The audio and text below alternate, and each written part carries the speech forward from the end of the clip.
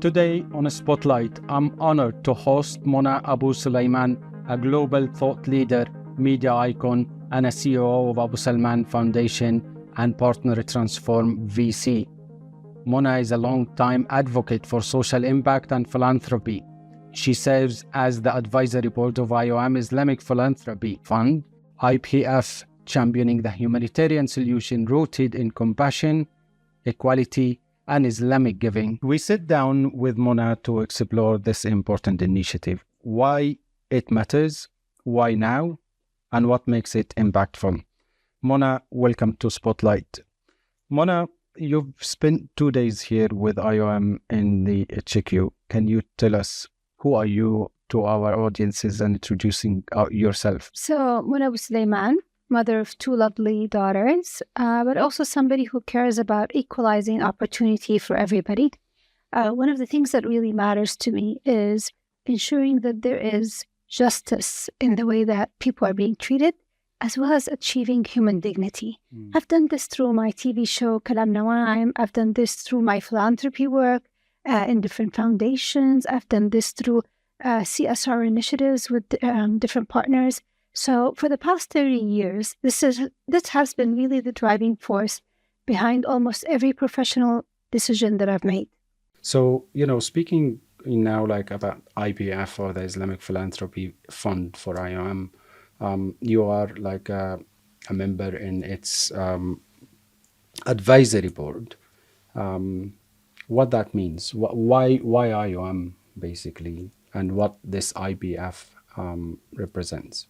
So for people who don't know what IOM is, I know you do, but the International Organization of Migration is about labor mobility and giving full dignity and justice to those who have to move, whether for conflict reasons or not. So that whole movement of labor, ensuring that everybody who does move or has to return or resettle is helped in the best way that they need to be helped. So that appeals to me as a human being, because we have a lot of issues in Muslim countries where people have to move, whether internally or externally. Yeah. And not many people care about that process, or not many people are aware of how hard that process is and the needs of those people.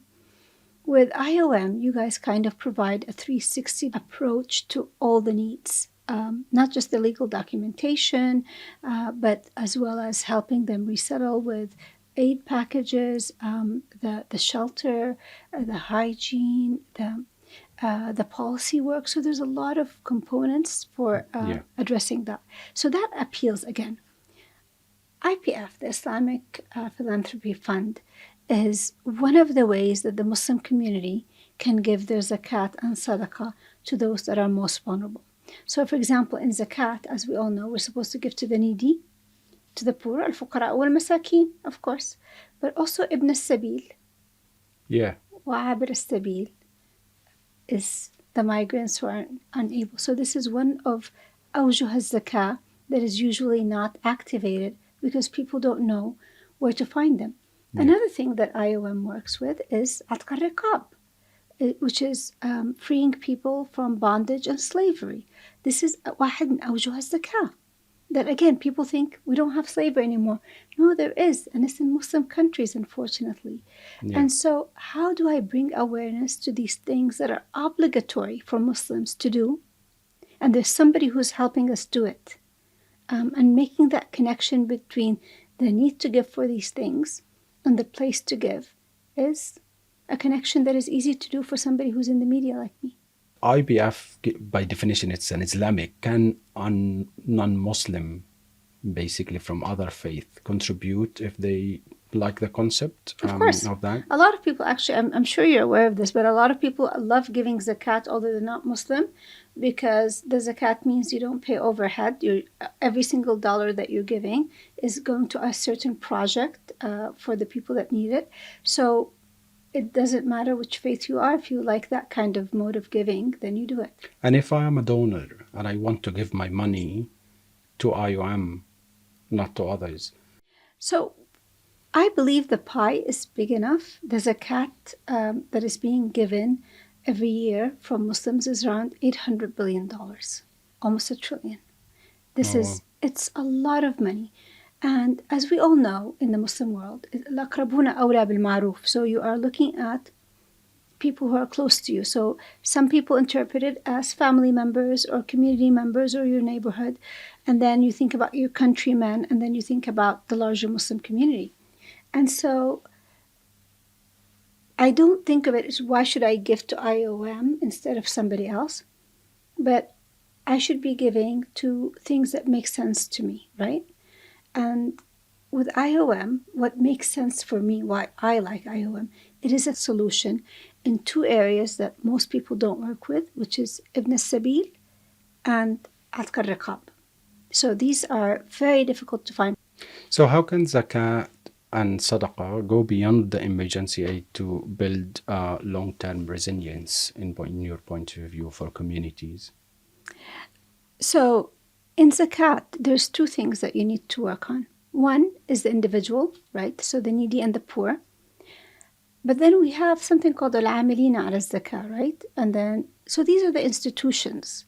It is not just individuals who work for zakat, but also the institutions that can help distribute zakat. IOM is an institution that can help distribute zakat, but also implement the zakat. They're able to actually go in places that most people don't go or don't want to go or can't go, and help those awlad al-sabil, ibn al-sabil. And so that's where IOM works, right? And that's where zakat is supposed to go. Yeah. And it's a puzzle, right? So as IPF advisory board member, there is this private sector, there is like wealthy donors, countries or the Gulf or in the Arab world or the outside the Muslim community around the world. So how do you address them? What message do you send to private sector and donors in that regard about this IPF program? I think IPF, if you're very interested in making sure that every year all the 8 awjuh of zakat are being carried out and done as every Muslim should care, that means part of your zakat has to go to Abir al-Sabil and people who have been in slavery. If you have a lot of money, you have to help those people. It is obligatory to help them. Not many people can. IOM happens to be one of them. Okay. So part of your zakat should go to IOM. So how much do you really aim to raise funding for So the aim is $30 million, which is not a lot of money, to tell you the truth. Yeah. I think we have to raise awareness of the things that we're doing for the Muslim countries and the Muslim people. I personally think we're going to be able to raise a lot more, because once people realize the importance of IOM's work on the field, on the ground, and the type of, they're the second largest provider of all shelter for anybody that is on the move in the world. Right? Once you realize the scale that they're working with, I think it makes just absolute sense to participate. And when you raise this money, where this money, where this fund will be going toward? So the fund is going to go to, so for example, part of the fund that we've already raised went to cash giving to people in Sudan who are on the move, so they're internally displaced, and they needed to be able to manage their lives. And so I think about $300 or $400 per family was given, just so that they can actually, have safety as they're moving because of the war in Sudan. So things like this are very important to have. Being able to have, it's great to have a bag of flour, but if you're moving, you can't carry it with you. You need to be able to buy food at the area that you actually land in. Or if somebody has an accident, you need to be able to, give them some kind of medical intervention. If you don't have cash, that person can die. A lot of people, when they give money, they relate these kind of givings to Ramadan. And, so zakat, yes. But that's usually what happens. To Ramadan. But is that only limited to Ramadan? Because the Islamic giving is there's sadaqat, there is, and all of that. So can you tell our audiences a little bit about this? So the IPF is both zakat and sadaqah, right? So zakat, for the majority of people, they give it at once, usually before Ramadan or after Ramadan. That's why it's a month of giving. Some people do it during Al-Hajj also. Yeah. I mean, you have to just give it once, right? Zakat al-Fitr happens to be in Ramadan. That's the only time that you have to give something. But sadaqah, of course, is all year. So you can give money, and people who, an example of, I think in IOM, somebody gave a huge piece of land when they had passed away to IOM, right? So you can give hibat. It's not just sadaqah, you can also give a hiba, because every single person who benefits from IOM is really the most vulnerable on earth. So you know that it's going to a good cause, you know that it works. Whether it is zakat or sadaqah or hiba, it doesn't really matter. A lot of people say, why do I give to the UN? You know, like an IOM, and that I think like that's partly where you came into that. Of course. But I mean, I come from the philanthropy world, so saying that something needs overhead makes sense. In the business world, saying that a project needs overhead, that makes sense. I think this really matters for the individual donors who are going to give like maybe $300, and they don't want 12% or 14% to go to something. They want every single dollar. And that's zakat, right? So make it zakat and it goes into it. One of the things I do like about IOM is that their overhead is a lot lower than almost everybody else. And so in some places there's 20% overhead, which is reasonable, by the way. I don't want to say that 20% is not reasonable. It takes money to hire good people. It takes money to deliver aid. It takes fuel. It takes gas. It takes, airplanes. There's cost to delivering aid. It doesn't just materialize. And most business people understand this. But they just need to know in advance what are they paying and how much. Now, if a company says, or if a donor says, it's 30%, I think 30% is too high, and they have every right not to give 30% overhead. But let's say it's 30% overhead because it's actually in the middle of the jungle somewhere where the insurance alone to be able to allow people to go into that area is prohibitive. Yeah. So does that mean I don't go into that area because it's 30% overhead?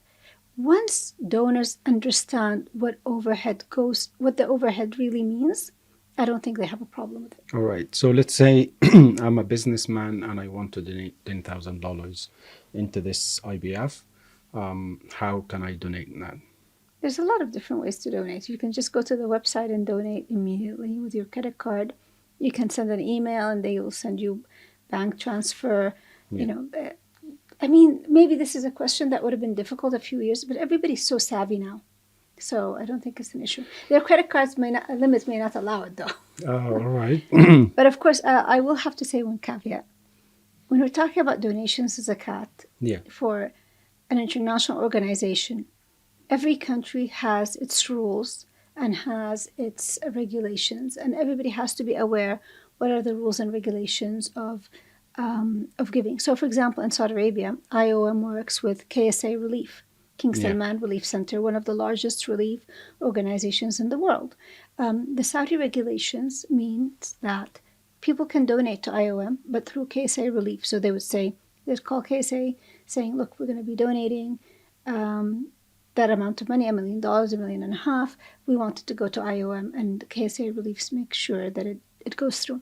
So just be aware of each country, how the donation mechanism happens, and it's very easy. It's on the website. What would you say to a Muslim or Muslim donors who are still uncertain about supporting IPF? I don't think there's any reason a Muslim donor or a savvy Muslim donor would be hesitant about supporting IPF. I think we need to go to them and tell them, please support us. And once we do, they will come. All right. Thank you so much. Allah يعطيك العافية. الله يعطيك العافية.